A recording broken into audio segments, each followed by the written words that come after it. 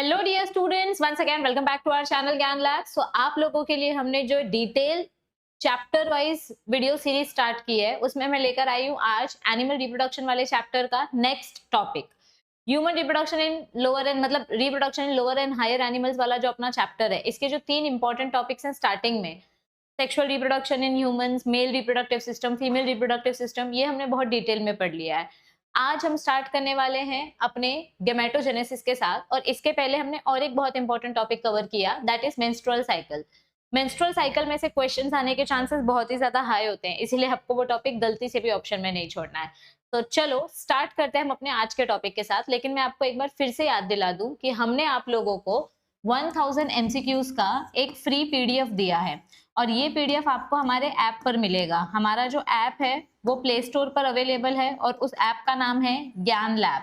आपको बस ये ऐप इंस्टॉल करके लॉगिन करना है। लॉगिन करने के बाद आपको नोट्स एंड पीडीएफ वाला एक सेक्शन मिलेगा। उस नोट्स एंड पीडीएफ वाले सेक्शन पे जैसे आप क्लिक करोगे तो आपको एक फोल्डर दिखाई देगा, MHT CET 2025। तो MHT CET 2025 के जितने भी PYQs हैं वो सारे के सारे हमने आपको फ्री में दे दिए हैं, ताकि आपकी सीईटी की प्रिपरेशन, आपकी नर्सिंग एग्जाम की प्रिपरेशन अच्छे से हो सके। जिन बच्चों ने ये पीडीएफ अभी तक नहीं देखा है, प्लीज ऐप इंस्टॉल करो, पीडीएफ देखो, एमसीक्यू सॉल्व करना स्टार्ट करो, क्योंकि इतना फ्री एमसीक्यूज आपको महाराष्ट्र के किसी भी प्लेटफॉर्म पे नहीं मिलेगा, स्पेशली फॉर बायोलॉजी स्टूडेंट्स। तो please please please make sure कि आप इसका पूरा फायदा उठाओ। फ्री की चीज है, फायदा उठाओ, जितना हो सके उतना पढ़ो। चलो स्टार्ट करते हैं हम अपने आज के टॉपिक के साथ, दैट इज गेमेटोजेनेसिस। हम दोनों टॉपिक्स पढ़ने वाले हैं इस वीडियो में, मेल रिप्रोडक्टिव मेल गेमेटोजेनेसिस यानी male gamete formation as well as female gamete formation. सबसे पहले इंट्रोडक्शन देखते हैं। अभी basic introduction male gamete female gamete दोनों के लिए सेम है, और इसके जो स्टार्टिंग के स्टेप्स हैं वो भी सेम है मेल और फीमेल के लिए। The gametogenesis is the process of formation of gamete. Genesis word का मतलब क्या होता है? फॉर्मेशन। तो इस प्रोसेस में हम क्या करते हैं? गैमेट्स का फॉर्मेशन करते हैं in sexually reproducing animals. Male gamete का नाम क्या है? स्पर्म। फीमेल गैमेट का नाम क्या है? ओवम। और ये दोनों गैमेट्स कहाँ से बनते हैं? जर्म सेल से बनते हैं। ये तो एकदम बेसिक्स हो गया। गोनैड्स मतलब क्या होता है? Primary sex organ. मेल का प्राइमरी सेक्स ऑर्गन क्या होता है? टेस्टिस। फीमेल का प्राइमरी सेक्स ऑर्गन क्या होता है? ओवरी। ये सब हमने ऑलरेडी पढ़ लिया है, हे फक्त तुमसे रिविजन साठी मी परत रिपीट करती है। ओके, अब बात करते हैं स्पर्मेटोजेनेसिस की। बात करते हैं स्पर्मेटोजेनेसिस की। तो स्पर्मेटोजेनेसिस यानी formation of sperm. So the process of formation of sperm और स्पर्मेटोजोआ। स्पर्म का दूसरा नाम है spermatozoa. This process is known as spermatogenesis. Sperm कैसे बनता है? जर्म सेल से बनता है। जर्मिनल एपिथेलियम मतलब जर्म सेल्स का लेयर। और कौन सा जर्म सेल्स का लेयर रहता है? टेस्टिस। हमारा जो टेस्टिस है, टेस्टिस के अंदर सेमिनिफेरस टिब्यूल्स होते हैं। इस सेमिनिफेरस टिब्यूल के पास, इसको अगर हम जूम करके देखेंगे, ये देखो, ये अपना सेमिनिफेरस टिब्यूल है। सेमिनिफेरस टिब्यूल को अगर आप जूम करके देखोगे तो यहाँ पर आपके जर्म सेल्स हैं। These are your germ cells. इन्हीं जर्म सेल्स के अंदर मियोसिस होता है, आपको स्पर्मेटिड्स मिलते हैं, और फिर ये स्पर्मेटिड्स मैच्योर होकर स्पर्म बनाते हैं। ये मैंने आपको बहुत बार बताया है, आज तो ऐसा समझ लो कि हम सिर्फ रिवीजन कर रहे हैं, ये हम ऑलरेडी बहुत बार पढ़ चुके हैं। ठीक है, तो स्पर्म फॉर्मेशन कहाँ होता है? टेस्टिस में, सेमिनिफेरस ट्यूब्यूल्स के अंदर। तो this process of sperm formation is known as spermatogenesis.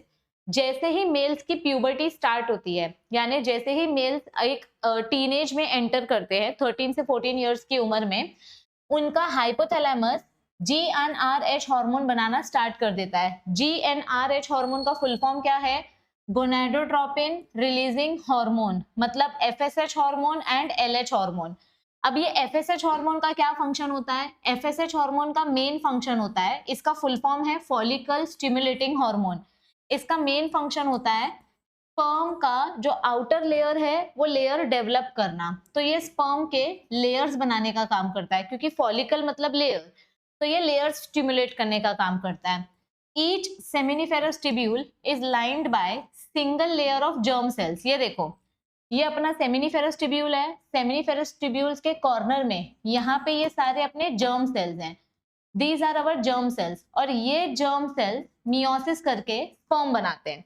तो इन ईच सेमिनिफेरस ट्यूब्यूल, यहाँ देखो ध्यान से, टेस्टिस में कितने सारे सेमिनिफेरस ट्यूब्यूल्स होते हैं। हर एक सेमिनिफेरस ट्यूब्यूल को अगर आप ध्यान से ऐसे निकाल के देखोगे तो उसका स्ट्रक्चर ऐसा दिखाई देगा। और हर एक सेमिनिफेरस ट्यूब्यूल के पास यहाँ पे जो सिंगल लेयर होती है, इस लेयर को बोलते हैं लेयर ऑफ जर्म सेल्स, मतलब ये सारे अपने डिप्लॉइड सेल्स होते हैं, ठीक है। The cells of germinal epithelium they undergo spermatogenesis to produce sperms, और sperm बनाने का जो फेज है 3 अलग अलग स्टेप्स में डिवाइडेड होता है। सबसे पहला स्टेप क्या होता है, ध्यान से देखो, ये अपने जर्म सेल्स हैं, these are our germ cells. ये जर्म सेल्स माइटोसिस करके, मतलब अपना माइटोसिस करके पॉपुलेशन मेंटेन करते हैं, बहुत सारे सेल्स बनाते हैं। अब इनमें से कुछ सेल्स ग्रोथ फेज दिखाते हैं। सो सबसे पहले आता है ग्रोथ फेज। देखो ये सेल खाना खा के बड़ा हो जाता है, ये देखो ये बड़ा हो गया, इसको बोलते हैं प्राइमरी स्पर्मेटोसाइट। जब ये सेल खाना खा के बड़ा होता है तो इसको प्राइमरी स्पर्मेटोसाइट बोलते हैं। और खाना खाने के बाद जब ये बड़ा हो जाता है तो now it is ready to mature, अब ये सेल डिवाइड होने के लिए रेडी है। तो सबसे पहले ये अपना जर्म सेल बड़ा होगा, मैच्योर होगा, इसको बोलेंगे प्राइमरी स्पर्मेटोसाइट। फिर ये मियोसिस 1 करेगा और मियोसिस 2 करेगा। ध्यान से देखो यहाँ पर क्या दिखाने की कोशिश कर रही हूं मैं, ये अपना जर्म सेल है, ये जर्म सेल पहले मैच्योर होता है और फिर मियोसिस 1 करेगा, ये देखो मियोसिस 1 हुआ और फिर मियोसिस 2 होगा। तो ऐसे 2 अलग अलग फेजेस में हमारा सेल डिवीजन कंप्लीट होता है। बेसिकली 3 फेजेस में सेल डिवीजन कंप्लीट होता है। जो 3 फेजेस हैं वो 3 फेजेस कौन से हैं, यहाँ पे देखो।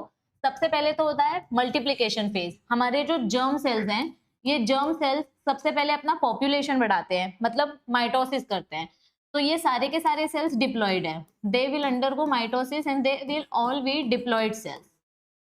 अब ये सेल्स खाना खा के बड़े हो जाएंगे। अब ये सेल्स क्या करेंगे, ग्रोथ फेज दिखाएंगे, खाना खा के बड़े हो जाएंगे। जब ये सेल्स खाना खा के बड़े हो जाते हैं तो इनको हम बोल देते हैं प्राइमरी स्पर्मेटोसाइट। लेकिन अभी भी ये सेल भी डिप्लॉइड है, इसमें अभी तक मियोसिस हुआ नहीं है। तो ये हो गया प्राइमरी स्पर्मेटोसाइट, ये अभी भी डिप्लॉइड सेल है। अब इसके अंदर मियोसिस 1 होगा तो एक प्राइमरी स्पर्मेटोसाइट से आपको 2 सेकेंडरी स्पर्मेटोसाइट मिलेंगे। और फिर इनके अंदर जब मियोसिस 2 होगा, इनके अंदर जब मियोसिस 2 होगा तो आपको इनसे एक सेकेंडरी स्पर्मेटोसाइट से 2 स्पर्मेटिड्स, ऐसे टोटल आपको 4 स्पर्मेटिड्स मिलते हैं। तो ये देखो मियोसिस 1 हुआ तो सेल्स हाफ हो गए और फिर मियोसिस 2 हुआ तो आपको 4 स्पर्मेटिड्स मिले। बट ये स्पर्मेटिड मतलब क्या होता है, ये स्पर्मेटिड को हम बोलते हैं इमैच्योर स्पर्म। ये स्पर्म्स अभी मैच्योर नहीं हुए हैं, इनका अभी टेल डेवलपमेंट नहीं हुआ है। तो मैच्योर होने के लिए ये कहाँ जाते हैं, सर्टोली सेल्स के पास जाते हैं। मैच्योर होने के लिए ये सर्टोली सेल्स के पास जाते हैं, वहां पे इनका स्ट्रक्चर का डेवलपमेंट होता है, मतलब धीरे धीरे टेल वगैरह डेवलप होना स्टार्ट होती है। और फिर जब ये पूरी तरीके से मैच्योर हो जाते हैं तो इनको हम बोलते हैं स्पर्मेटोजोआ, या फिर इनका दूसरा नाम है स्पर्म। देखो धीरे धीरे करके डेवलपमेंट कैसे होती है, ये देखो इनके अंदर टेल डेवलपमेंट होना स्टार्ट होती है। जब ये ऐसे सर्टोली सेल्स के पास जाते हैं, समझो इमेजिन करो ये सर्टोली सेल्स है, ये देखो ये सर्टोली सेल्स है, दिस इज सर्टोली सेल। मैं यहाँ पे ड्रॉ कर रही हूँ, ये सर्टोली सेल है। जैसे ही सर्टोली सेल के पास ये आते हैं, ये देखो ये सर्टोली सेल्स है, वैसे ही इनको खाना मिलता है। ये देखो सर्टोली सेल के पास आते हैं, खाना मिलता है तो इनका टेल डेवलपमेंट होता है। और जब इनका टेल डेवलपमेंट होता है ना तो इसके अंदर जो ऑर्गन्स है वो ऑर्गन्स भी रीअरेंज हो जाते हैं। तो देखो एक एक थ्योरी पढ़ते हैं। मल्टीप्लिकेशन फेज में क्या होगा, जितने भी जर्म सेल्स हैं माइटोसिस करेंगे और बहुत सारा पॉपुलेशन बनाएंगे डिप्लॉइड सेल्स का। हर एक सेल में 46 क्रोमोसोम्स होंगे क्योंकि यहाँ पे सिर्फ मल्टीप्लिकेशन हो रहा है। सेकेंड फेज होता है ग्रोथ फेज, हमारे स्पर्म को बहुत सारा खाना मिलता है तो अब ये खाना खाएंगे। Some of the spermatogonia they stop doing mitosis, अब ये अपना पॉपुलेशन बढ़ाना स्टॉप करते हैं, अब ये खाना खाना चालू करते हैं। They grow in size and now from spermatogonia इनका नाम पड़ जाता है प्राइमरी स्पर्मेटोसाइट, मतलब अब ये मेच्योर होने के लिए रेडी है। तो इनको हम बोल देते हैं प्राइमरी स्पर्मेटोसाइट। इन्होंने बहुत सारा खाना खा लिया है और अब ये मेच्योर होने के लिए रेडी है। तो अब ये अपना मैचुरेशन फेज स्टार्ट करेंगे। यहाँ पे चालू होता है मियोटिक डिवीजन या फिर इसको रिडक्शन डिवीजन बोलते हैं। सबसे पहले आपके पास जो प्राइमरी स्पर्मेटोसाइट है, ये प्राइमरी स्पर्मेटोसाइट मियोसिस 1 करता है। जब ये मियोसिस 1 करता है तो एक प्राइमरी स्पर्मेटोसाइट से आपको 2 सेकेंडरी स्पर्मेटोसाइट्स मिलते हैं। This is secondary spermatocyte, this is secondary spermatocyte. और फिर यहाँ पे मियोसिस 2 होगा। जब यहाँ पे मियोसिस 2 होगा तो इससे आपको 2 स्पर्मेटिड्स मिलेंगे और यहाँ पे आपको 2 स्पर्मेटिड्स मिलेंगे। टोटल आपको 4 स्पर्मेटिड्स मिलेंगे आफ्टर मियोसिस 2। तो ध्यान से देखो, ये भी हेप्लॉइड है, ये भी हेप्लॉइड है, क्योंकि मियोसिस हुआ उसके बाद हेप्लॉइड सेल्स बनते हैं। तो जब मियोसिस 1 होता है तो आपको 2 हेप्लॉइड सेल्स मिलते हैं। जब मियोसिस 1 होता है तो अपने को 2 हेप्लॉइड सेल्स मिलते हैं। इसको बोलते हैं सेकेंडरी स्पर्मेटोसाइट्स। इसमें भी 23 क्रोमोसोम, इसमें भी 23 क्रोमोसोम्स। और अब ये मियोसिस 1 मियोसिस 2 दिखाएगा और हमको 4 हेप्लॉइड स्पर्मेटिड्स मिलेंगे। We will get 4 haploid spermatids.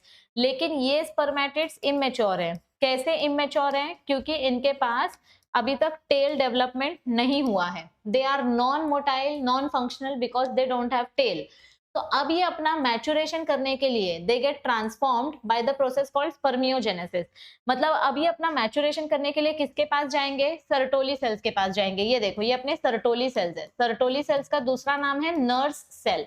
जैसे ही आपका स्पर्मेटिड सर्टोली सेल के पास आता है, इधर देखो ध्यान से, ये अपना सेमनीफेरस ट्यूब्यूल है, यहाँ पे सर्टोली सेल्स हैं, ठीक है।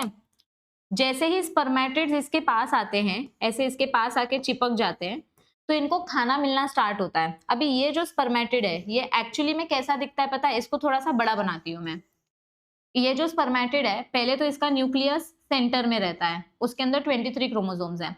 यहाँ पे इसका माइटोकॉन्ड्रिया रहता है, यहाँ पे इसके सेंट्रियोल्स रहते हैं, ठीक है।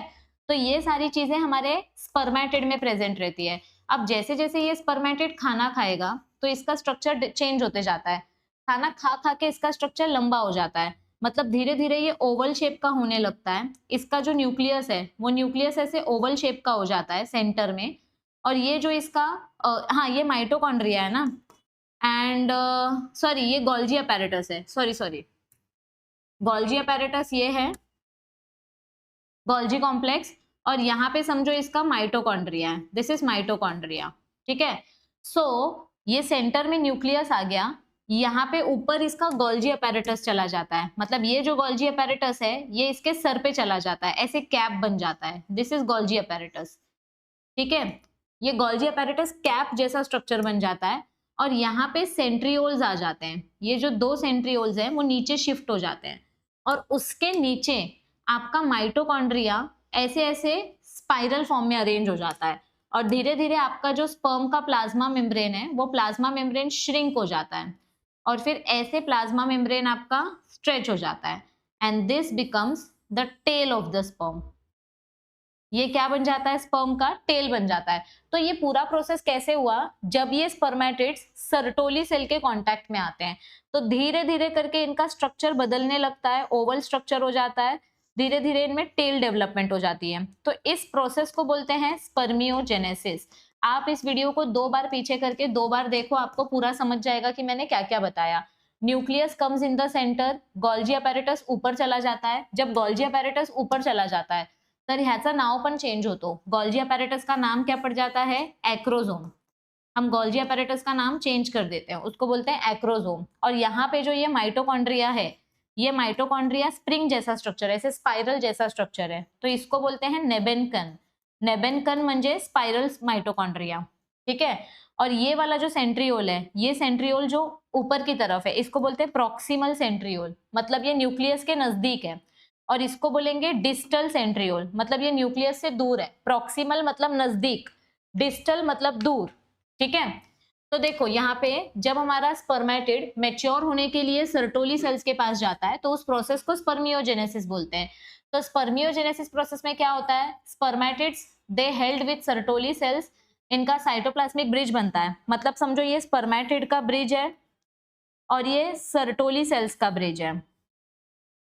Spermatid will eat food from Sertoli cells, ये सर्टोली सेल है, और फिर ये धीरे धीरे अपना टेल वगैरह डेवलप करेंगे। The sperm remain attached to the Sertoli cells and their tails hanging in the lumen of the seminiferous tubule.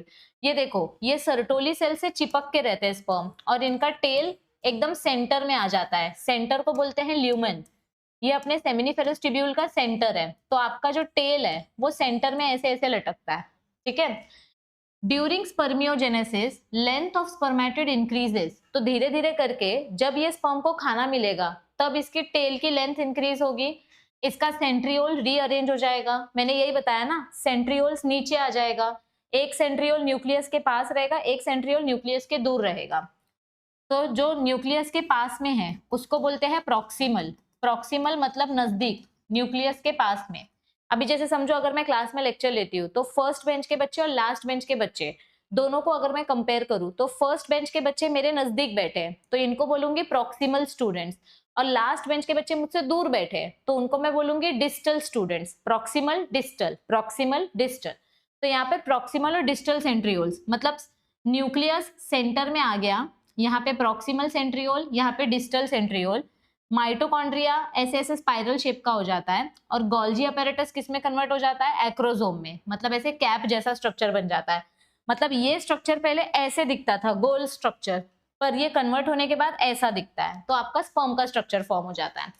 अभी यहाँ पर और एक चीज आपको पता होनी चाहिए स्पर्मिएशन के बारे में। मैंने आपको स्पर्मियोजेनेसिस तो बता दिया, एक और इंपॉर्टेंट वर्ड है स्पर्मिएशन। स्पर्मिएशन मतलब क्या होता है, यहाँ पे लिख कर ले लो। जब आपका स्पर्म बड़ा हो जाता है, मैच्योर हो जाता है, when the sperm is matured, तो आफ्टर मैच्योरेशन ये स्पर्म सर्टोली सेल को छोड़ के दूर चला जाता है। जब आपका स्पर्म सर्टोली सेल से दूर हटेगा, ऐसे अपना हेड रिमूव कर लेगा, मतलब समझो यहाँ पे ये स्पर्मेटिड था, अब ये स्पर्मेटिड मैच्योर हो गया, तो अब ये अपना हेड इधर से रिमूव करने वाला है, मतलब ये अपना हेड इधर से ऐसे डिटैच कर लेता है। तो ये जो डिटैचमेंट प्रोसेस है इसको बोलते हैं स्पर्मिएशन। ये नीट में पूछा जाता है, detachment of sperm from Sertoli cell, मतलब सर्टोली सेल से खुद को दूर कर लेना। जब आप सर्टोली सेल से दूर हो जाते हो, दिख रहा है ना, हाँ, जब आप सर्टोली सेल से डिटैच हो जाते हो, जैसे मम्मी आपको हमेशा न थोड़ी ना तो गोद में लेके घूमती है, जब आप बड़े हो जाते हो तो आप खुद के पैर से चलने लगते हो। तो अगर स्पर्म का टेल डेवलपमेंट हो गया तो अब इसको सर्टोली सेल की जरूरत नहीं है। तो जैसे ही इसका टेल डेवलपमेंट होता है, स्पर्म का हेड, समझो ये सर्टोली सेल है, समझो मेरा हाथ सर्टोली सेल है और ये स्पर्म है, जैसे ही इसका ये टेल डेवलप हो जाता है, ये स्पर्मियोजेनेसिस चालू है, दोनों एक दूसरे से चिपके हुए हैं, इसको बोलते हैं स्पर्मियोजेनेसिस। जैसे ही हमारे स्पर्म का टेल डेवलप हो गया, अब ये स्पर्म आपके सर्टोली सेल से दूर हो जाएगा, इसको बोलते हैं spermiation. Detachment of sperm from Sertoli cell, this is called as spermiation. Clear everybody? Okay, तो ये है डेवलपमेंट ऑफ स्पर्म्स। अब स्ट्रक्चर ऑफ स्पर्म के बारे में डिटेल में क्या बताया है ये भी देख लेते हैं। आपको ये डायग्राम काफी इंपॉर्टेंट है, लेबल करने के लिए पूछा जाता है, ओके, और सीईटी एग्जाम में भी लेबल करने के लिए पूछा जाता है। तो स्ट्रक्चर ऑफ स्पर्म की अगर हम बात करें तो स्पर्म क्या है बच्चा लोग, it is a male gamete, it is a motile microscopic elongated cell. Sperm is a male gamete और ये काफी लंबा सेल है, माइक्रोस्कोप के नीचे देखने मिलता है, ये बहुत छोटा होता है बट इसके पास टेल बहुत लंबी होती है। और स्पर्म का जो स्ट्रक्चर है 3 पार्ट में डिवाइड किया है, first is head, second is middle piece and third is tail. लेकिन यहाँ पे एक और छोटा सा पार्ट है, दैट इज नेक रीजन। तीनों का ये देखते हैं, सिग्निफिकेंस देखते हैं कहाँ पे क्या प्रेजेंट होता है। अगर मैं स्पर्म के हेड की बात करूं, the sperm head is oval in shape and it contains haploid nucleus. ये न्यूक्लियस के पास 23 क्रोमोसोम्स होंगे, इसीलिए इसको हेप्लॉइड न्यूक्लियस बोलते हैं। अबव द न्यूक्लियस एक कैप जैसा स्ट्रक्चर है, ये कैप जैसे स्ट्रक्चर को एक्रोसोम बोलते हैं। ये एक्चुअली अपना गोल्जी कॉम्प्लेक्स है। क्या है ये? अपना गोल्जी कॉम्प्लेक्स। और इस कॉम्प्लेक्स के पास क्या होती है, बहुत सारी एंजाइम्स होती हैं जो आगे जाके फर्टिलाइजेशन करने में हेल्प करेंगी, यानी कि हमारा जो एग है उस एग की मेम्ब्रेन को तोड़ने में हेल्प करेगी, ठीक है। फिर नेक्स्ट क्या आता है, it is formed from Golgi body. तो ये सीईटी क्वेश्चन है, एक्रोसोम किससे बनता है? गोल्जी कॉम्प्लेक्स से बनता है। एक्रोसोम के पास बहुत सारे एंजाइम्स होते हैं, ये सारे एंजाइम्स का नाम आपको पढ़ना है, ये सबका फंक्शन हम आगे देखने वाले हैं। हाइलोरोनिडेज एंजाइम क्या करता है, जोनालाइसिन एंजाइम का काम क्या होता है, कोरोना पेनिट्रेटिंग एंजाइम का काम क्या होता है, ये सब हम आगे पढ़ने वाले हैं। नेक्स्ट आता है नेक वाला रीजन। अभी नेक वाले रीजन का क्या फंक्शन होता है ये देखो। नेक क्या करता है, यहाँ पर आपके सेंट्रियोल्स प्रेजेंट होते हैं। प्रॉक्सिमल सेंट्रियोल मतलब जो न्यूक्लियस के नजदीक है, near nucleus, and distal centriole मतलब it is far from nucleus, ये न्यूक्लियस से दूर है, इसको डिस्टल सेंट्रियोल बोलेंगे। नेक के पास सेंट्रियोल्स होते हैं और सेंट्रियोल्स का क्या काम होता है, what is the function of centriole, ये स्पिंडल फाइबर्स बनाते हैं। और स्पिंडल फाइबर्स क्यों बनाया जाता है? सेल डिवीजन कंप्लीट करने के लिए। विदाउट सेंट्रियोल्स सेल डिवीजन होगा ही नहीं, इसीलिए फीमेल का जो सेल डिवीजन है वो हमेशा आधा रहता है, क्योंकि फीमेल के पास सेंट्रियोल्स होते ही नहीं है, फीमेल का जो अंडा होता है उसके पास सेंट्रियोल्स होते ही नहीं है। नेक्स्ट आता है मिडल पीस। अब मिडल पीस मतलब कौन सा रीजन? ये वाला रीजन। मिडल पीस में क्या प्रेजेंट है? अपना माइटोकॉन्ड्रिया प्रेजेंट है। तो यहाँ पर माइटोकॉन्ड्रिया ऐसे स्पाइरल टर्न्स के फॉर्म में प्रेजेंट होता है, उसको बोलते हैं नेबेनकन। माइटोकॉन्ड्रियन का मेन काम क्या होता है? It is known as the power house of the cell.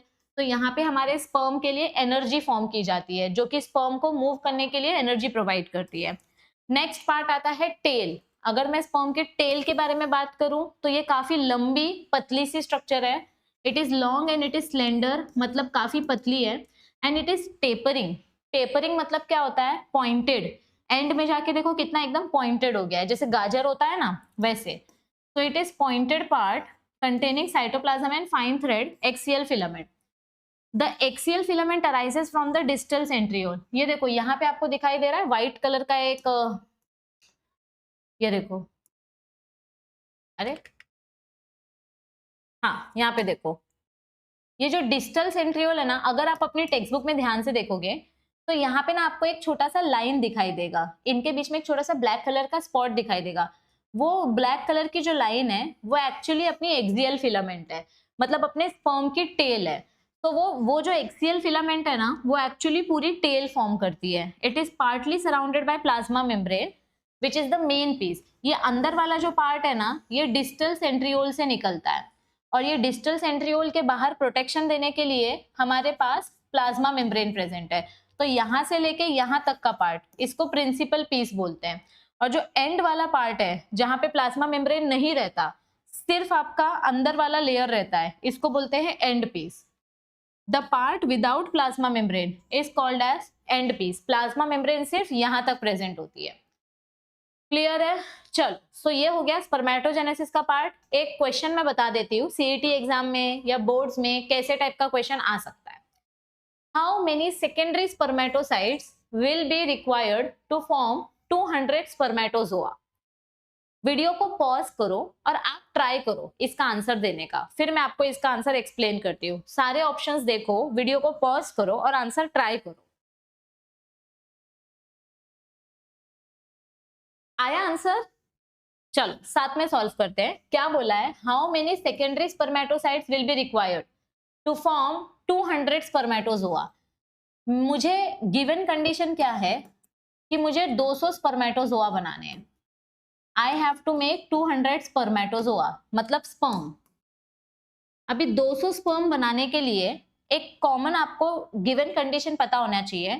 1 primary spermatocyte gives 2 secondary spermatocyte, मतलब ऐसा अपने पास एक डिप्लॉइड सेल है, ये डिप्लॉइड सेल से अपने को 2 सेकेंडरी स्पर्मेटोसाइट मिलते हैं, बराबर। फिर इससे अपने को मिलेंगे स्पर्मेटिड्स और इससे मिलेंगे स्पर्मेटिड्स, बराबर। तो 1 primary spermatocyte gives 2 secondary spermatocyte and 1 secondary spermatocyte gives 2 sperm, मतलब ये आगे जाके स्पर्म बनेगा ना, इट विल गिव 2 स्पर्म। तो आपको क्वेश्चन क्या पूछा है कि how many secondary spermatocytes will be required to make 200 sperm. अगर एक सेकेंडरी स्पर्मेटोसाइट से, ये देखो, अगर एक सेकेंडरी स्पर्मेटोसाइट से मुझे 2 स्पर्म मिलता है, if 1 secondary spermatocyte gives me 2 sperms, तो मुझे 200 स्पर्म बनाने के लिए कितने सेकेंडरी स्पर्मेटोसाइट्स लगेंगे? क्रॉस मल्टीप्लाई करो। So 200 into 1 is equals to 2 into x, therefore 200 upon 2 is equals to x. अब इसका आंसर तो आपको आना ही चाहिए, तो आंसर क्या आएगा वो नीचे आपको फटाक से कमेंट में बताना है। इतना सब तो तुम स्पून फीड करे बिना भी बता सकते हो ना। Okay, so now let us start with female gamete formation, ठीक है। मेल गैमेट फॉर्मेशन सबको समझा है? Perfect. so now let us start with female gamete development, यानी कि oogenesis। अब इसका कुछ कुछ बेसिक्स हमने ऑलरेडी देखा हुआ है, तो आज सिर्फ थोड़ा सा उसको थियोरी के साथ कनेक्ट करेंगे। देखो हमने क्या क्या पढ़ा था कि जब हमारी जो फीटस है, फीमेल फीटस, जब ये ओवरी 3 मंथ्स की होती है तो इसके पास 2 मिलियन फॉलिकल्स ऑलरेडी बन चुके होते हैं, ठीक है। When the fetus is 3 months old, तो इसके पास ऑलरेडी 2 मिलियन प्रिमोडियल फॉलिकल्स हैं। We have 1 million on left ovary and 1 million in right ovary, तो 2 मिलियन प्रिमोडियल फॉलिकल्स हमारे पास हैं। जब ये फीटस बड़ी होगी, जब ये फीटस का प्यूबर्टी वाला एज स्टार्ट होगा, तो इसका जो फॉलिकल्स है उसका डेवलपमेंट स्टार्ट होगा। हाँ ध्यान से सुनो, जब हमारी फीटस 3 मंथ की थी उसके पास 2 बिलियन प्रिमोडियल फॉलिकल्स थे। ये फॉलिकल्स मियोसिस 1 करना स्टार्ट करते हैं, लेकिन ये सारे के सारे फॉलिकल्स अटक जाते हैं डिप्लोटीन फेज में। कौन से फेज में अटक गए थे? ये सारे फॉलिकल्स अटक गए थे डिप्लोटीन फेज में, यानी कि इसका मियोसिस 1 कंप्लीट नहीं हुआ था। Primary oocyte arrested in prophase 1, ये सब कब हुआ? बिफोर बर्थ, मतलब मैं इसकी बात कर रही हूँ। बर्थ होने से पहले ही हमारा जो एग है उसका मियोसिस अटक गया था। अब ये लड़की पैदा होगी, चाइल्ड बर्थ होगा, और फिर ये लड़की का प्यूबर्टी स्टार्ट होगा, यानी कि इसका मेंस्ट्रुअल साइकिल आना स्टार्ट होगा। जब इसका मेंस्ट्रुअल साइकिल स्टार्ट होता है तो इसके पास जितने भी अटके हुए प्रिमोडियल फॉलिकल्स है जिनका मियोसिस 1 अटक गया था, ये मियोसिस 1 अटका हुआ फॉलिकल है, ये मियोसिस 1 अटका हुआ फॉलिकल है, दिस इज मियोसिस 1 अटका हुआ follicle. Now every menstrual cycle में जब जब इस लड़की को मेंस्ट्रुअल साइकिल आएंगे, ये प्रिमोडियल फॉलिकल्स मैच्योर होना स्टार्ट करेंगे, यानी कि this will become secondary follicle. Secondary follicle से ये बनेगा टर्शरी फॉलिकल। अब ध्यान से देखो, जब ये सेकेंडरी फॉलिकल से टर्शरी फॉलिकल बनता है और फिर टर्शरी फॉलिकल से ये जब ग्राफियन फॉलिकल बनता है, तो इसमें चेंजेस क्या होते हैं? ध्यान से देखो, ये अपना प्राइमरी फॉलिकल है, ये अपना सेकेंडरी फॉलिकल है, बाहर लेयर्स ऐड हो रही है, और ये अपना मैच्योर फॉलिकल है, यानी कि ग्राफियन फॉलिकल। तो जब ग्राफियन फॉलिकल बनता है तो हमने क्या पढ़ा था कि यहाँ पर FSH हार्मोन और LH हार्मोन का एकदम से कॉन्सेंट्रेशन बढ़ जाता है। अब ध्यान से सुनो, मैं आपको एक बहुत ही इंपॉर्टेंट चीज बताने जा रही हूँ। फीमेल्स के पास सेंट्रियोल्स नहीं होते हैं। फीमेल्स का जो एग होता है, दे डोंट हैव सेंट्रियोल्स। और सेंट्रियोल्स क्यों इंपॉर्टेंट है? 11th स्टैंडर्ड के सेल डिवीजन चैप्टर में हमने पढ़ा था। 11th स्टैंडर्ड के सेल डिवीजन चैप्टर में हमने पढ़ा था कि हमारा जो सेल है, हमारे जो क्रोमोसोम्स होते हैं वो सेंटर में आ जाते हैं, और यहाँ पे जो सेंट्रियोल्स हैं, ये सेंट्रियोल स्पिंडल फाइबर बनाते हैं। जब स्पिंडल फाइबर बनता है तभी हमारे क्रोमोसोम्स बीच में से सेपरेट होते हैं और हमारा सेल डिवीजन प्रोसेस कंप्लीट होता है। बट हमारे फीमेल के पास सेंट्रियोल्स नहीं है, तो हमारी फीमेल के एग में क्या होता है कि क्रोमोसोम्स सेपरेट होने के लिए सेंटर में आ जाते हैं, but they don't have any centrioles, और सेंट्रियोल्स नहीं होने की वजह से इनका सेपरेशन नहीं होता है। तो मियोसिस 1 में क्या होता है? मियोसिस 1 में ना FSH हार्मोन और LH हार्मोन बहुत ज्यादा बन जाते हैं।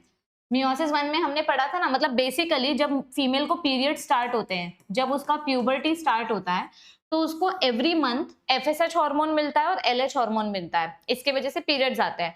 तो ये FSH और LH हार्मोन की वजह से उसको विदाउट सेंट्रियोल्स उसका मियोसिस 1 कंप्लीट हो जाता है। मतलब because of this FSH and LH hormone हमारी जो फीमेल है वो अपना मियोसिस 1 कंप्लीट कर लेती है और उसके 2 सेल्स बनते हैं।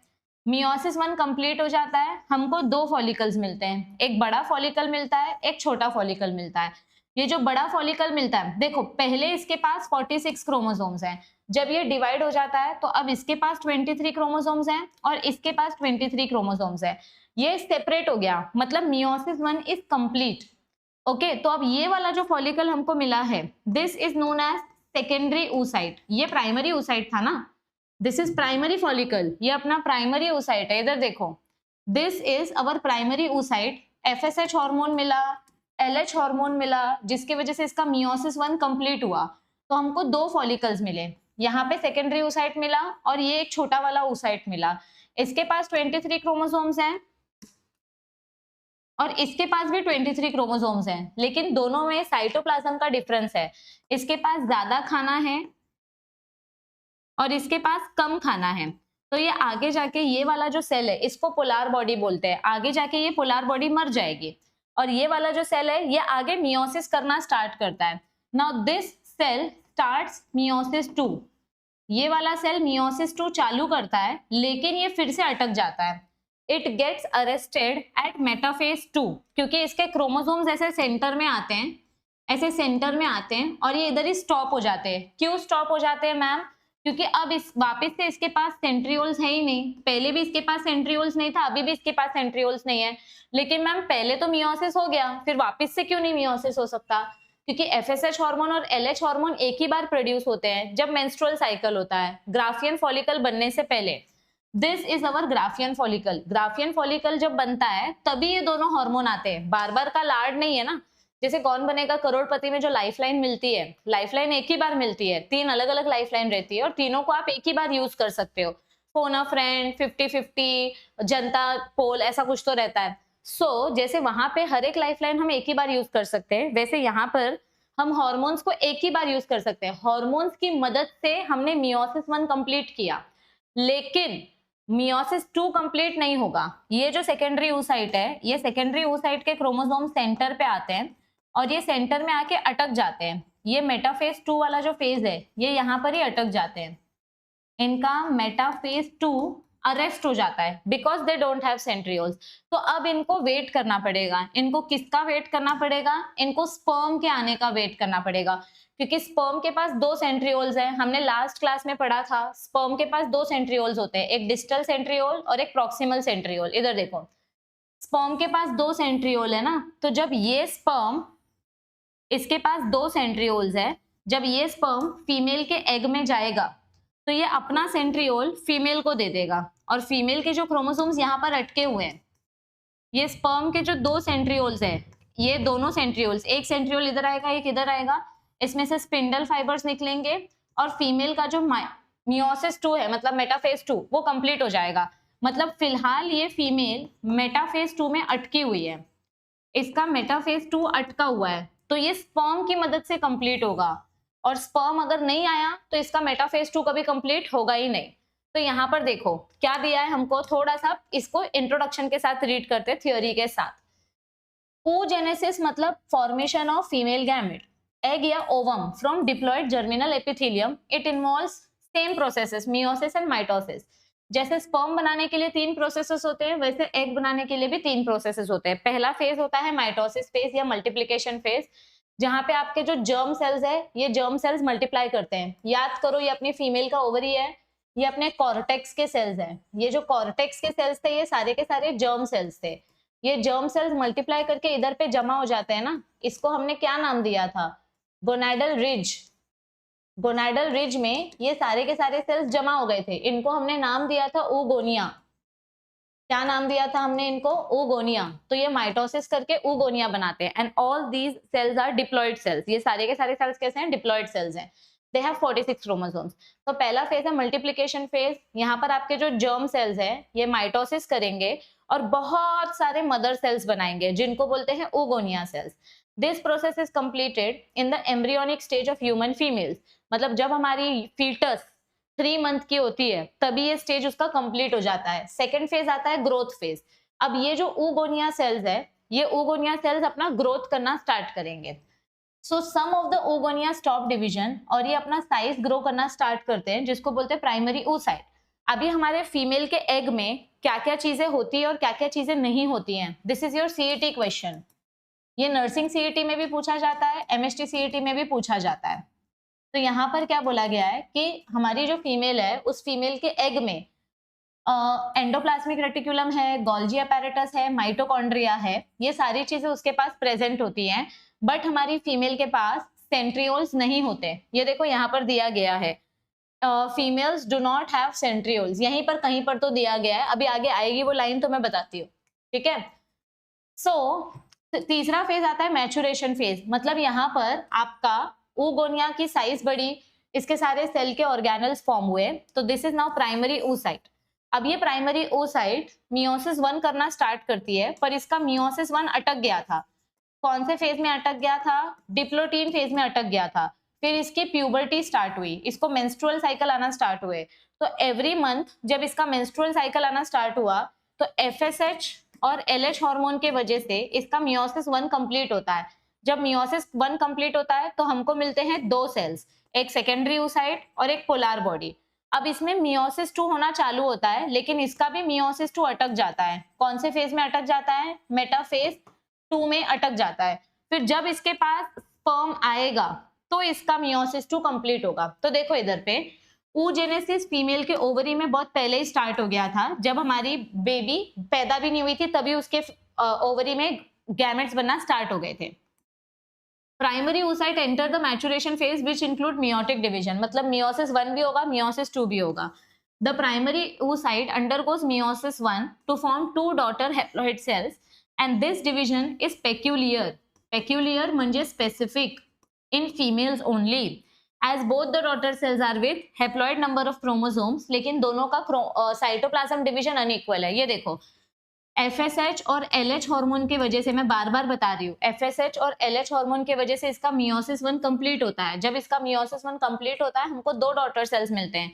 एक डॉटर सेल्स बड़ी है, एक डॉटर सेल छोटी है। ये जो छोटी डॉटर सेल है इसके पास साइटोप्लाज्म कम है, और जो बड़ी डॉटर सेल है इसके पास ज्यादा साइटोप्लाज्म है। तो due to unequal division of cytoplasm, one daughter cell is large, जिसको बोलते हैं secondary oocyte, and another daughter cell is small, जिसको बोलते हैं फर्स्ट पोलर बॉडी।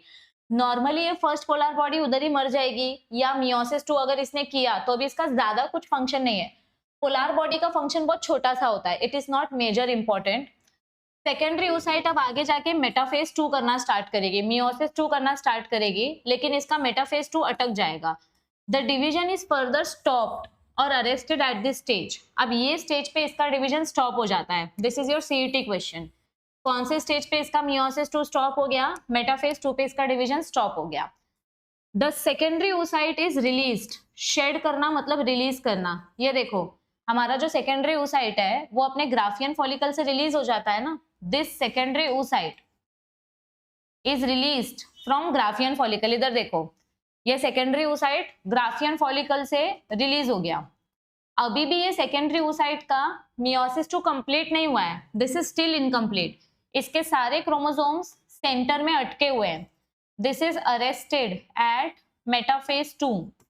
ये मेटाफेज 2 में अटकी हुई है, इसका सेल डिवीजन कंप्लीट नहीं हुआ है, so it is arrested at metaphase 2। The restart and completion of meiosis 2 will happen only with the entry of sperm, क्योंकि जब स्पर्म आएगा तभी स्पर्म अपना सेंट्रियोल्स देगा। So the last phase is usually completed in the ampulla of the fallopian tube at the time of fertilization.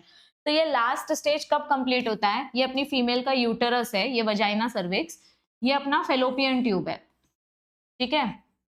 तो यहां से जब ये अंडा रिलीज हुआ तो ये अपना सेकेंडरी oocyte है, this is our secondary oocyte, और यहाँ से अपना स्पर्म आने वाला है, यहाँ से अपना स्पर्म आने वाला है। तो ये स्पर्म और ये अंडा जब एक दूसरे के साथ मिलेंगे, when the sperm and the अंडा will fuse with each other, तो ये वाला जो पार्ट है इसको बोलते हैं एम्प्यूला। इसको क्या बोलते हैं? एम्प्यूला। तो जब ये एक दूसरे के साथ मिलेंगे तब फर्टिलाइजेशन होगा, और फर्टिलाइजेशन होने से जस्ट कुछ सेकेंड्स पहले स्पर्म अपना सेंट्रियोल्स फीमेल के अंडे को दे देगा। फीमेल का अंडा पहले अपना मियोसिस 2 कंप्लीट करेगा। ये जो अंडा है इसका मियोसिस 2 अटका हुआ है ना, तो स्पर्म जब अपना सेंट्रियोल देगा तो सेंट्रियोल के मदद से पहले हम इसका मियोसिस 2 कंप्लीट करेंगे। हमको 2 डॉटर सेल्स मिलेंगे, एक मिलेगा हमको मेच्योर ओवम और इधर पे मिलेगा second polar body. This is mature ovum and this is second polar body. इसका कुछ काम नहीं है, ठीक है, इसका कुछ काम नहीं है। Now the nucleus of the sperm, अब हमारे स्पर्म का न्यूक्लियस इस मेच्योर ओवम के साथ फ्यूज करेगा और जाइगोट बनेगा। मतलब स्पर्म के आने के बाद ही मियोसिस 2 कंप्लीट होगा। स्पर्म नहीं आया तो मियोसिस 2 कंप्लीट नहीं होगा। In this division also the 2 unequal daughter cells are formed. अगर स्पर्म आया तो 2 डॉटर सेल्स मिलेंगी, एक मिलेगा मेच्योर ओवम, एक मिलेगा second polar body. So one will be ovum and one will be second polar body. The ovum formed functions as female gamete. तो अब ये जो मेच्योर ओवम है इसको बोलते हैं female gamete, and now it is ready for fertilization. तो meiosis 2 और फर्टिलाइजेशन ये दोनों प्रोसेस एक साथ होता है, they both go hand in hand, क्योंकि स्पर्म आएगा तभी मियोसिस 2 कंप्लीट होगा। अगर मियोसिस 2 कंप्लीट नहीं हुआ, स्पर्म नहीं आया, तो हमारा जो सेकेंडरी oocyte है, ये सेकेंडरी oocyte मेंस्ट्रुअल साइकिल के टाइम पे ऐसे ही रिलीज हो जाता है, मतलब मेंस्ट्रुअल ब्लड के साथ बाहर आ जाता है बिना फर्टिलाइज हुए। So this is oogenesis, यानी डेवलपमेंट ऑफ फीमेल गैमेट। यहाँ तक सबको सारी चीजें समझ में आई हैं। ये अपना मियोसिस 1 है, मियोसिस 1 अटक गया था डिप्लोटीन फेज में, और फिर आपका जब मेंस्ट्रुअल साइकिल स्टार्ट हुआ तो यहाँ पे मियोसिस 1 कंप्लीट हो गया और यहाँ पे मियोसिस 2 अटक गया, मियोसिस 2 अटक गया मेटाफेज 2 के स्टेज में। तो ये बेसिक चीजें हैं जो सीईटी के पॉइंट ऑफ व्यू से आपको याद रखनी है। Is this clear everybody? तो अब नेक्स्ट क्लास में नहीं अभी तो बाकी है, सॉरी हाँ, अब देखते हैं स्ट्रक्चर ऑफ सेकेंडरी oocyte। मुझे लगा फर्टिलाइजेशन टॉपिक स्टार्ट हो गया, ठीक है, अब ये वाला टॉपिक देखते हैं। तो लेट अस अंडरस्टैंड कि स्ट्रक्चर ऑफ सेकेंडरी oocyte में हमें क्या बताया गया है। जैसे हमने स्पर्म का स्ट्रक्चर पढ़ा था वैसे हम सेकेंडरी oocyte का स्ट्रक्चर पढ़ते हैं। मैं बार बार आपको बता रही हूँ कि यहाँ पर जो हमारा ये oocyte बनेगा, दिस इज सेकेंडरी oocyte, इसका मियोसिस 2 कंप्लीट नहीं हुआ है, इसका मियोसिस 2 मेटाफेज वाले स्टेज में अटका हुआ है। अगर स्पर्म आया तो इसका मियोसिस 2 कंप्लीट होगा, अगर स्पर्म नहीं आया तो फिर इसका मियोसिस 2 कंप्लीट नहीं होगा और ये as it is menstrual blood के साथ बाहर चली जाएगी। जब नेक्स्ट पीरियड्स आएंगे तो ये एज इट इज बाहर चला जाएगा। तो जब तक स्पर्म नहीं आता तब तक हमारी फीमेल गैमेट का मेच्योरिटी कंप्लीट नहीं होगा। ठीक है, तो चलो स्ट्रक्चर के बारे में पढ़ते हैं। ये एक्चुअली स्ट्रक्चर हमने पहले देखा हुआ है, मैं आपको बताती हूँ, हमने इसका फ्लो चार्ट पहले ही पढ़ लिया है। हम अगर सेकेंडरी स्ट्रक्चर के सेकेंडरी oocyte के स्ट्रक्चर के बारे में पढ़ें तो in human unfertilized egg when ovulated और released from the ovary, it is actually the secondary oocyte। ये देखो, जब हमारा अंडा ओवरी से निकलता है, मतलब ये अपना ग्राफियन फॉलिकल है, ग्राफियन फॉलिकल से जब अपना ये एग निकलेगा तो ये अभी तक मैच्योर नहीं हुआ है, this is just secondary oocyte, क्योंकि ये अभी तक अटका हुआ है, इसका मियोसिस अभी तक अटका हुआ है, राइट। इट इज नॉन क्लियोडिक, इस अंडे के पास ऐसे कोई प्रॉपर आउटर लेयर नहीं है, it does not have any shell. Cleidoic means shell, so it does not have any shell, और इसके पास बहुत थोड़ा सा योक होता है। योक मीन्स ऐसा बोल सकते हो आपकी स्टोर्ड फूड, एंडोस्पर्म जैसा। So it has very little yolk in it. Human egg की अगर मैं बात करूं तो ह्यूमन एग के पास बहुत कम योक होता है। इस अंडे की साइज ऑलमोस्ट कितनी होती है, 0.1 मिलीमीटर। जब ओव्यूलेशन होता है तो ये अंडे की साइज 0.1 mm होती है। It is round, non motile and haploid, मतलब इसके पास 23 क्रोमोसोम्स होंगे। It will have 23 chromosomes. It is haploid, but it is not complete. The nucleus of the egg appears large, and it is called as germinal vesicle. अब अगर आप यहाँ पर ध्यान से देखो तो ये जो न्यूक्लियस है, आप अपनी टेक्स्ट बुक में ध्यान से देखो, आपको क्लियरली दिखाई देगा कि यहाँ पे सेंटर में क्रोमोसोम्स अटके हुए हैं। इसका मतलब क्या है कि ये जो क्रोमोसोम्स हैं, ये सारे के सारे क्रोमोसोम्स मेटाफेज 2 में आ गए हैं और अटक गए हैं, और दिखने में ये बड़ा दिखता है। जब ये बड़ा दिखता है तो इसको हम जर्मिनल वेसिकल बोलते हैं। इसका जब मियोसिस 2 कंप्लीट हो जाएगा तो आगे जाके हम इसको बोलेंगे फीमेल प्रोन्यूक्लियस। जब इसका मियोसिस 2 कंप्लीट होगा तब हम इसको बोलेंगे फीमेल प्रोन्यूक्लियस। कब होगा इसका मियोसिस 2 कंप्लीट, जब स्पर्म आएगा और अपना सेंट्रियोल्स देगा। सो टिपिकल न्यूक्लियस और pronucleus is formed at the time of fertilization. जब स्पर्म आएगा तब उसका मेटाफेज 2 कंप्लीट होगा। ऐसा क्यों होता है, क्योंकि हमारी फीमेल के अंडे के पास सेंट्रियोल्स नहीं होते हैं। इट इज डिवॉइड, डिवॉइड म्हणजे एब्सेंस। हमारी जो फीमेल है उसके पास सेंट्रियोल्स नहीं है, इसीलिए उसका मेटाफेज बार बार अटक जाता है। ठीक है, the cytoplasm of the egg is called as ooप्लाज्म, मतलब ये जो लिक्विड है, ये लिक्विड को हम बोलते हैं ooप्लाज्म। अब ये आउटर लेयर्स के बारे में क्या बताया है, ये हमने ऑलरेडी पढ़ा हुआ है। The egg is surrounded by various coverings. देखो, आपको ये वाला फ्लो चार्ट याद होगा, मैंने आपको इसका स्क्रीनशॉट भी निकालने बोला था। हम जब फीमेल रिप्रोडक्टिव स्ट्रक्चर पढ़ रहे थे तो मैंने आपको ये फ्लो चार्ट बताया था, है ना। यहाँ पे देखो, हमारा जो सेकेंडरी oocyte होता है, सेकेंडरी oocyte के पास यहाँ कॉर्नर में न्यूक्लियस है। Wait, I will draw it once again for you. इधर देखो, ऐसे हमारे पास यहाँ पे न्यूक्लियस होता है, दिस इज सेकेंडरी oocyte। फिर इसके बाहर एक लेयर होती है जिसको बोलते हैं वाइटलिन मेम्ब्रेन। समझो ये येलो वाली लेयर अपनी वाइटलिन मेम्ब्रेन है, दिस इज वाइटलिन मेम्ब्रेन। अब ये वाइटलिन मेम्ब्रेन से बनता है, this vitelline membrane will form zona pellucida. तो ये वाइटलिन मेम्ब्रेन से बनेगी जोना पेलुसिडा। ये वाली लेयर है अपनी जोना पेलुसिडा, जो मैं ऑरेंज कलर की बना रही हूँ, दिस इज जोना पेलुसिडा। और फिर इसके बाहर और एक लेयर रहती है जिसको बोलते हैं कोरोना रेडिएटा। लेकिन वाइटलिन मेम्ब्रेन और जोना पेलुसिडा के बीच में एक स्पेस होती है। वाइटलिन मेम्ब्रेन और जोना पेलुसिडा के बीच में यहाँ पे ऐसी स्पेस होती है, दिस स्पेस, ये जो मैं व्हाइट कलर से बना रही हूँ, this space is called as perivitelline space. ये पेरीवाइटलिन स्पेस के पास क्या प्रेजेंट होता है, the perivitelline space contains polar body. जो अपना पोलार बॉडी बना था ना, first polar body, second polar body, वो सब यहाँ प्रेजेंट रहता है। तो देखो, थोड़ा आगे जाते हैं, डायग्राम से कनेक्ट करके डिस्कस करते हैं।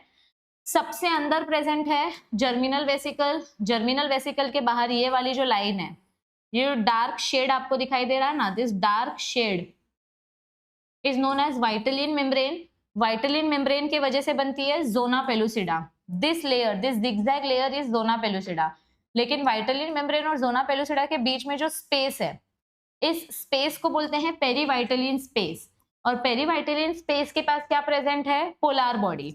ये पोलार बॉडी क्या करता है? जहां पे भी पोलार बॉडी प्रेजेंट होगा, ये देखो यहाँ पे पोलार बॉडी प्रेजेंट है, जहां पे भी पोलार बॉडी प्रेजेंट होगा ना, ये पोलार बॉडी हमारे स्पर्म को एक डायरेक्शन बताता है कि इधर आओ, तुम इधर से घुसोगे तो न्यूक्लियस के पास जल्दी पहुंचोगे।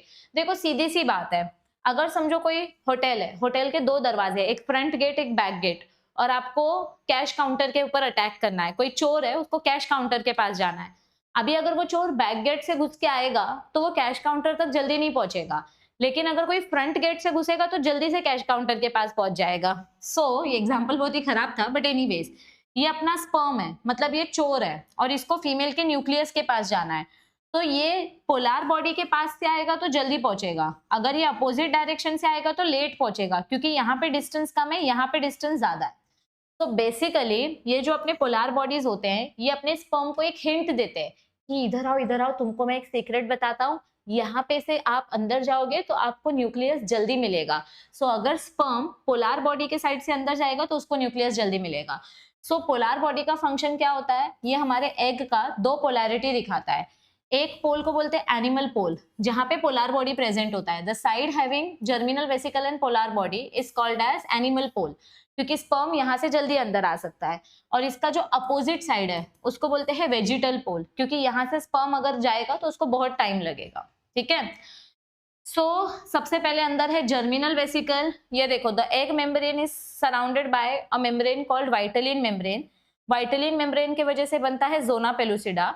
जोना pellucida is not made up of cell, it is a non cellular layer. ये बहुत इंपॉर्टेंट लाइन है। जोना पेलुसिडा बनता है शुगर और प्रोटीन से, it is made up of glycoprotein substance. और जोना पेलुसिडा से चिपक के बाहर कौन सी लेयर प्रेजेंट है? Corona radiata. ये देखो, जोना पेलुसिडा से चिपक के कोरोना रेडिएटा के सेल्स प्रेजेंट होते हैं। मैंने आपको लास्ट टाइम भी बताया था कि जोना पेलुसिडा और कोरोना रेडिएटा के बीच में जो गम होता है, इनके आपस में जो ऐसा स्टिकी सब्सटेंस होता है जो इसको एकदम स्ट्रॉन्ग चिपका के रखता है, वो स्टिकी सब्सटेंस को बोलते हैं hyaluronic acid. They are formally held to each other by hyaluronic acid. Hyaluronic acid एक टाइप का पॉलीसैकेराइड है, heteropolysaccharide. It is made up of sugar and other proteins. Between vitelline membrane and zona pellucida, there is a fluid-filled space present called as perivitelline space. यहाँ पे space present है, इस space में आपका first polar body present होता है। Is this clear everybody? तो मैंने आपको स्ट्रक्चर ऑफ सेकेंडरी oocyte भी क्लियरली बता दिया है। ठीक है, अब एक क्वेश्चन देख लेते हैं and then will start with fertilization वाला topic in our next class. Bartholin's gland are homologous to. देखो, बार्थोलिन ग्लैंड कहाँ प्रेजेंट होता है और इसका काम क्या होता है, मैं आपको बता देती हूँ। बार्थोलिन ग्लैंड फीमेल के वेस्टिब्यूल में प्रेजेंट होता है, और जो काम कॉपर्स ग्लैंड का होता है वही काम बार्थोलिन ग्लैंड का होता है। इट प्रोड्यूसेस क्या बोलते हैं उसको, लुब्रिकेटिंग फ्लूइड। बार्थोलिन ग्लैंड क्या प्रोड्यूस करता है? लुब्रिकेटिंग फ्लूइड प्रोड्यूस करता है, मतलब ये लुब्रिकेशन प्रोवाइड करता है। तो मेल में कौन सा ग्लैंड है जो लुब्रिकेशन प्रोवाइड करता है? इसका आंसर आपको नीचे कमेंट करना है, मैंने हिंट ऑलरेडी दे दिया है। अब इसके आगे का जो नेक्स्ट, ये देखो इधर आंसर भी बता दिया मैंने। अब इसके आगे का जो नेक्स्ट कॉन्सेप्ट है, फर्टिलाइजेशन वाला कॉन्सेप्ट, ये हम स्टार्ट करेंगे अपने नेक्स्ट क्लास में। मैं आप लोगों को बार बार बता रही हूँ, आपके बोर्ड एग्जाम्स का टाइम टेबल आ चुका है। सीईटी एग्जाम के ऊपर भी कुछ डिस्कशन चल रहा आहे की 2दा होणार आहे की 1दा होणार आहे। अजून नर्सिंग सीईटी बद्दल आपल्याला काहीच माहित नाहीये, पण आपण आपला अभ्यास थांबवायचा नाहीये। तुम्हाला लेक्चर्स मी प्रोवाइड करते हैं, तो आपका काम है कि रोज लेक्चर देखो, टॉपिक कवर करो, एमसीक्यू प्रैक्टिस करो। फ्री एमसीक्यूज मैंने अपने ऐप पे दिया है, हमारा जो ऐप है ज्ञान लॅब ऐप, त्यात 1000 फ्री एमसीक्यूज दिलेले आहेत। आता तुमच्यावर आहे तुम्ही किती फायदा घेता। तो वो एमसीक्यूज डाउनलोड करके उसको सॉल्व करो, पढ़ाई अच्छे से करो। बाकी God will help you if you help yourself. So all the best everybody, take care, see you soon.